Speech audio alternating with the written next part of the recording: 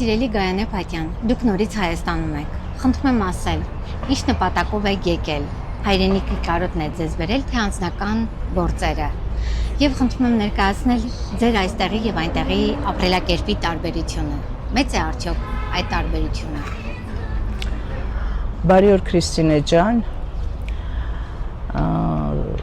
Ես սիրով կպատասխանեմ քո հարցերին։ Իհարկե այնտեղից հանելով կարոտը, վերջին ժամանակներս կարելի ասել ես չեմ կարոտում, որովհետև ես անընդհատ այստեղ եմ, ես ապրում եմ այստեղով, իսկ եթե ես այստեղ եմ ապրում, կարելի ասել այնտեղ ֆիզիկապես եմ, արդեն այդտեղ կարոտը մի քիչ դուրս է մղվում ու առաջ են գալիս հայրենիքի հետ կապված բոլոր այն հարցերը, որոնք ինձ մտատանջում են։ Իսկ ինչ մնում է տարբերությանը այստեղ թե այնտեղ, ես տարբերության մասին շատ քիչ կխոսեմ, քանի որ ես այնտեղ նաև այստեղով եմ ապրում, դա անկասկած այդպես է, այնտեղ եմ ապրում, հիմնականում ֆիզիկապես, իսկ իրականում մտքով, հոգով, մտածելակերպով, տագնապներով այստեղ եմ։ Դրա համար տարբերությունը իմ այն սենյակն է, որ շատ հեռու է հայրենիքից, այդքանն է տարբերությունը, որտեղից ես տեսնում եմ։ Ինձ մեկ ամոթանք են տալիս, որ ես հեռվում եմ ապրում ու նույնիսկ խոսում եմ իմ երկրի մասին։ Ես կարող եմ նաև նրանց հիմա հասկացնել, որ ես ավելի մոտ եմ ապրում, ավելի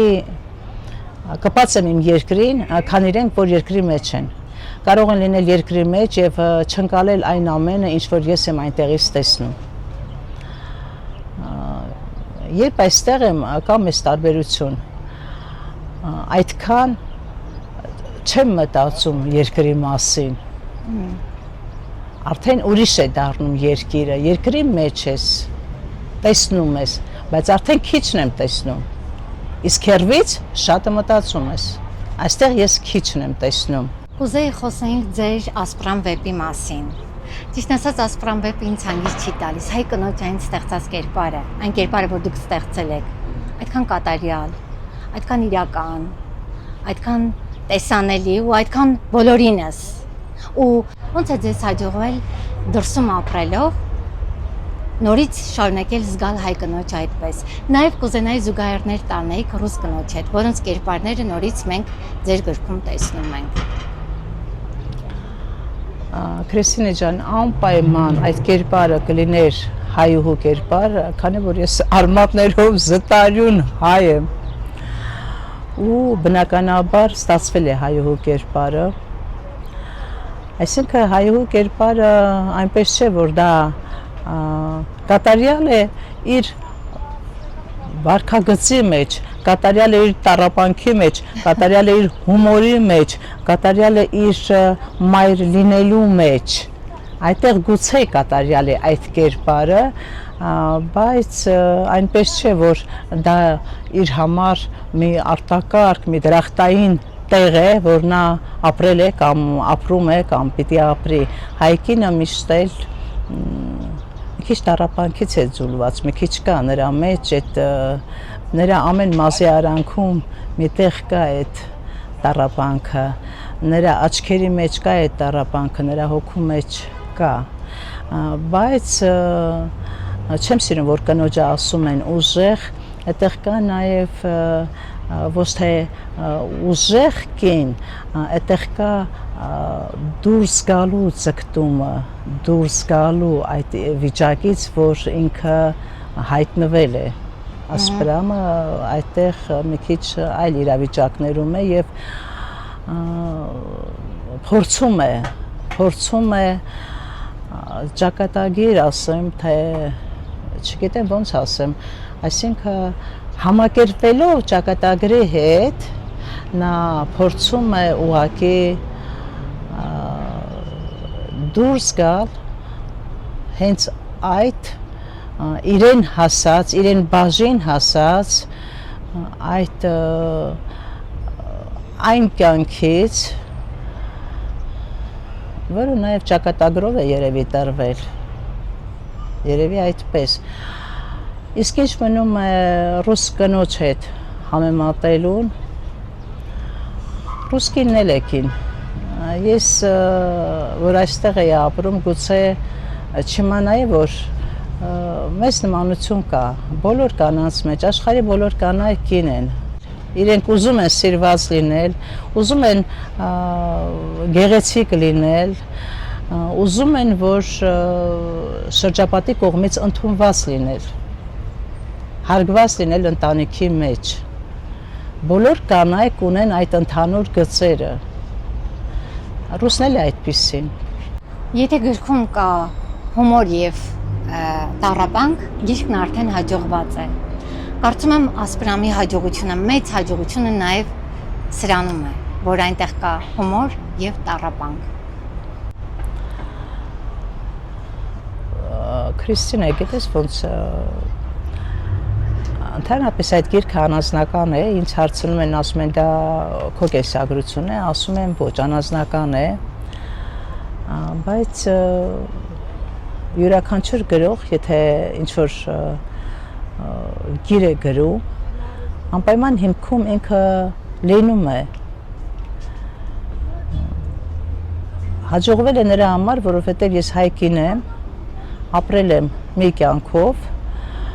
որը գուցե շատ շատերի նման են, որ ասում են, ինչ լավ է, ես ինձ տեսնում եմ այդտեղ, գուցե ես էլ ինձ եմ այդտեղ տեսնում, եկենք կողքից նայենք, գուցե դա նաև իմ մասին է, բայց իհարկե այնտեղ կան շատ անձնական տեղեր, որ իմը չեն, բայց որպես հայ կին, որպես հայ կնոջ կերպար, իհարկե կարող եմ նմանեցնել նաև իմ կյանքին։ Կուզեի խոսենք ձեր գրական ոճի մասին։ Քրիստինե ջան, ոճը հատուկ չի ընտրում գրողը, ես այդպես եմ կարծում, այսինքն ինչ ստացվում է, այն էլ գրում է, կնոջ կերպարի մասին պետք է կինը գրի, ինքը կնոջ գաղափարի մեջ է եւ անպայման կստացվի նրա մոտ, եթե փորձի գրել կնոջ մասին։ Բնականաբար ես չէի կարող գրել ուրիշ թեմաներով, կարող է, յուրաքանչյուրը կարող է գրել, բայց ոնց կստացվի, դա է խնդիրը։ Կամ մարդիկ գրում են դետեկտիվ, ֆանտաստիկ, օրինակ ես չէի կարող շատ հորինել, ես կյանքը կարող եմ ներկայացնել գեղարվեստորեն, կարող եմ գունավորել, դու քո ապրածը կարող ես նկարելով, տեսնելով, զգալով, ուղղակի տառերով շարել։ Ասպրամը անձնական է թե ոչ։ Ասպրամը իմ անձնականն է արդեն, նաև նրանցն է, ովքեր կարդում են, ովքեր խոսում են այդ մասին, ովքեր զգում են, ովքեր ընկալում են ու արտահայտվում են։ Ասպրամը նրանցն է։ Նաև իհարկե իմն է, որովհետև հեղինակը ես եմ։ Իսկ ինչ մնում է անձնական կենսագրություն է, թե ոչ, իհարկե կարծում եմ կլինեն անձնական մասնիկներ կլինեն, որովհետև յուրաքանչյուր գրող, եթե գրիչը վերցնում է, նա ուրեմն ինչ-որ բանից մտահոգ է, ինչ-որ բան ուզում է գրել, ինչ-որ բան ուզում է արտահայտել, բնականաբար իր կյանքից որևէ դրվագ, որևէ մասնիկ, որևէ առօրյայից որևէ հատված անպայման կլինի, բայց որն է գրչի, իմ դեպքում չեմ ասի զորությունը, բայց ընդհանրապես կա այսպիսի բան, գրչի զորությունը ընդհանրապես նրանում է, որ կարողանա գունավորել քո զգացածը, կարողանա ճիշտ նկարագրել, կարողանա տեղ հասցնել, այնպես, որ կարդան։ Ես սովորաբար չեմ սիրում ասել իմ ընթերցողը բայց եթե կարդում են, դա լավ է, եթե ընթերցվում է, դա լավ է։ Չի կարելի ասել, որ նա դառնում է իմ ընթերցողը, այդ մարդիկ բոլորն էլ կարդում են ամեն գիրք, ամեն ինչ, բայց եթե տեղ է հասել, նա նաև կարդացել է Ասպրամ գիրքը, ուրեմն դա ու հավանել է, առավել եւս հավանել է, ես համարում եմ, որ ստացված է, ուղղակի տեղ է հասել։ Համեստություն եք անում, բայց շատերը սիրով կասեն, մենք ձեր ընթերցողն ենք։ Ես ասում եմ, ես ձեր ընթերցողն եմ։ Իհարկե շնորհակալ եմ Քրիստինե ջան, որ այդպես ես ասում։ Ես ինչու եմ սովորաբար խուսափում այդ ընթերցող բառից, որովհետև ունեմ շատ ընկերներ, որոնք եթե գրեին, գուցե եւ ինձնից լավ գրեին, ու նրանք եթե ասում են քո ընթերցողն եմ, ես մի քիչ վատ եմ զգում, այնպես չէ, որ այդ ընթերցողները, որ ասում են ընթերցող ենք ու գրող չենք, նրանք եթե գրիչ պտտեցնեին, կարծում եմ շատ ավելի լավ կգրեին։ Ես ունեմ այդպիսի ընկերներ, այդպիսի մարդիկ, որ ինձ ասում են, ես քո ընթերցողն եմ, բայց ես այնուամենայնիվ չեմ ընդունում, որովհետև ինչ է նշանակում ընթերցող, այսինքն նրանք եթե ընթերցում են, ուրեմն իրենց դուր է գալիս, ուրեմն գնահատում են, ուրեմն հասկանում են, չէ՞, իսկ այդ բոլոր արժանինքները եթե նրանք ունեն, նրանք գրում են, ես համոզված եմ, որ գրում են, ուղղակի նրանք այսպես արդեն բացահայտ չեն գրում։ Դրա համար մի քիչ չեմ ուզում այսպես տարբերակում լինի ընթերցող, գրող, համարենք, որ բոլորս էլ գրում ենք, ու բոլորս իրար կարդում ենք, բոլորս իրար հետ խոսում ենք, հաղորդակցվում ենք, այսպես եմ ես մտածում։ Ինչու՞մն է կայանում ձեր ինքնատիպ լինելը։ Պատասխանը մեկ նախադասությամբ, ոչ իմն եմ սիրում տալ, ոչ է սիրում եմ ուրիշինը վերցնել, գրում եմ այն, ինչ իմն է, իմ մտքինն է, իմ մտածածն է, իմ զգացածն է, իմ հորինածն է, իմ նկարածն է, իմ գունավորածն է, դա ինքնատիպություն է։ Երբեք չեմ սիրում կրկնել ուրիշի միտքը, ուրիշի բառը, դրա համար ինքնատիպ է ստացվում, դա է պատճառը։ Եվ ճիշտ ասած ինձ ամբողջ վեպը շատ է գրավում, բայց ուզում եմ հարցնել ձեզ, կա մի հատված, որ ձեր սրտին ամենաշատն է մոտ։ Շատ լավ հարց էր, որովհետև մի տեղ կա, որ իսկապես դա իմ սրտին շատ մոտ է ու սրտից է գրվել, կարելի ասել դա չգիտեմ ոնց է գրվել, գնացել է իմ հայրենի գյուղ, գյուղս կարծես դատարկվել էր,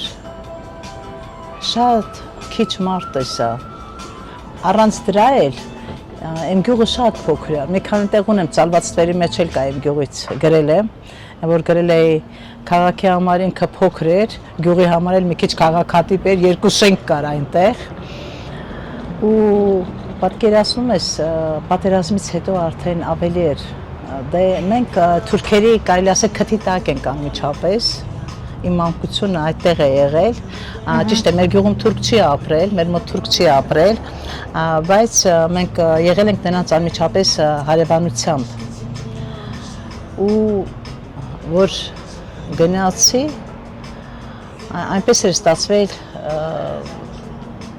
ահագին տարիներ էին անցել, երևի մի 5 տարի չէի մտել այդ գյուղը, ու որ գնացի, շատ տպավորվեցի, շատ ազդվեցի, գյուղը կարծես շուռ էին տվել ու մնացել էր մի քանի տուն, մի քանի հոգի, դատարկվել էր, հիշեցի գյուղում ապրող կանանցից մեկին, որ լավ այգի ուներ ու եթե մեկը փորձեր նրա այգուց որևէ թուս, որևէ սալոր, խնձոր, պոկեր, նա կգնար գյուղսովետ կբողոքեր։ Ու գրեցի, ասպրամը ձեռքը մոտեցրեց, որ թուզը պոկեր, թուզն ուրախությունից ճաքեց բռան մեջ։ Այսինքն այնքան մարդ չկար, այնքան էր թուզը ուրախացեր, որ իրեն նույնիսկ պոկում են ու նա ուրախացավ։ Ու հետո այնտեղ ես տեսա մի հիվանդ տղա, ես որ փոքր էի, այդ տղան միշտ քայլում էր, ինքը անվնաս մարդ էր, կարելի ասել, ու սիրում էր, իր համար քայլում էր, ու նորից տեսա այդ տղային քայլելով, ու գրեցի, որ ես թվում է ամբողջ կյանքում նա մենակ քայլել էր, ու նաև նոր աղբյուր էին սարքել, սառը, ինչ-որ աղբյուրի տեղը, իմ մանկության աղբյուրի տեղը մի նոր աղբյուր կար, ու այնպիսի տպավորություն էր, որ շատ վիշտ տեսած աղբյուր էր, ճիշտ է ինքը սառն էր, բայց տաք արցունքներով էր հոսում, սառն աղբյուր էր հոսում, տաք արցունքներով, այդ մասը ես շատ եմ սիրում, ու երևի նրա համար, որ իմ մանկության գյուղն էի նկարագրել։ Ինչը դրդապատճառ եղավ, որ սկսեցիք Ասպրամ վեպը։ Հիմա կասեմ ինչ եղավ դրդապատճառը։ Աստված շատ խառն է եղել ինձ ստեղծելիս, շատ մտածկոտ է եղել ու առանձնապես ուշադրություն չի դարձրել։ Ուղղակի շնչել եմ ու մարդու կառուցվածք եմ ունեցել։ Ոտքիցս բռնել են, գցել երեխաների ընդհանուր թեղի վրա։ Այս միտքը եղել է հիմնական պատճառը, որ շարունակել եմ։ Գրել էի միտք ու մոռացել։ Մի օր էլ պատահական տեսա ու ստացվեց Ասպրամ վեպը։ Ձեզ նաև ճանաչում են ձեր արձակից ավելացած տողերով, որին եք ավելի առավելություն տալիս, արձակին թե արձակից ավելացած տողերին։ Այն ամենը, ինչ դուրս է գալիս իմ գրչի տակից, եւ ես գոհանում եմ, զգում եմ, որ մի փոքր գոնե հաջողված է ինձ համար, դրան էլ առավելություն եմ տալիս։ Կուզենք որևէ հատված լսել արձակից ավելացած տողերից։ Կարող եք ներկայացնել։ Այդպես անգիր դժվար ասեմ, բայց բախտս բերել է, գրքի վերջում կա, կարող եմ կարդալ։ Սիրով կլսենք։ Ինչ չփնտրեք էջերի վրա, ես ավելի խորն եմ, փակված երկնքի ընդերքում, միջև արգանդ ծնվել չծնվելու խորխորատում, չէ, բարձրում չեմ, երկինքը կարող է երկրի տեղը լինել, ստեղծելու ոչ օրը գիտենք ու ոչ էլ Աստծո խմածը, ինձ գտնելու համար պիտի դուք բարձրանաք, շատ եմ ներքևից։